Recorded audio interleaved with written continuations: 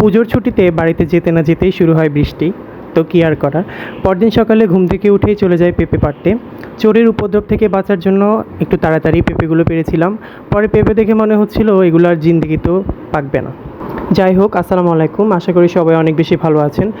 এবার বাড়িতে গিয়ে একটা বিশেষ প্ল্যান ছিল। সেটা হচ্ছে যে ছাদের যে গাছগুলো ছিল ওগুলো বন জঙ্গলে পুরো একটা জঙ্গল হয়ে গেছে। তো ভেবেছিলাম যে ওই গাছগুলো একদম পরিষ্কার পরিচ্ছন্ন করে দিয়ে আসবো, কিন্তু বৃষ্টির কারণে কিছুই পারছিলাম না। তো এখানে সকালে মালটা খেয়ে আমি চলে যাই ইসাকে মাদ্রাসা থেকে নিয়ে আসতে, কিন্তু অর্ধেক পথ যেই দেখি ও পা ভেঙে বসে আছে, সিঁড়ি থেকে নামতে গিয়ে পা মুচকে ফেলেছে। তারপরের দিন বৃষ্টি কিছুটা কমলে আমি চলে যাই ছাদে গাছগাছালি পরিষ্কার করতে। দেখেন আমার গাছগুলোর কী অবস্থা, পুরো বন জঙ্গল হয়ে আছে। ভেবেছিলাম সবটাই পরিষ্কার করব, কিন্তু সেই সুযোগটা আর হয় নাই। আর যেহেতু আমি একা একাই কাজ করছিলাম, একসাথে এতটা কাজ করা আমার পক্ষে সম্ভব ছিল না।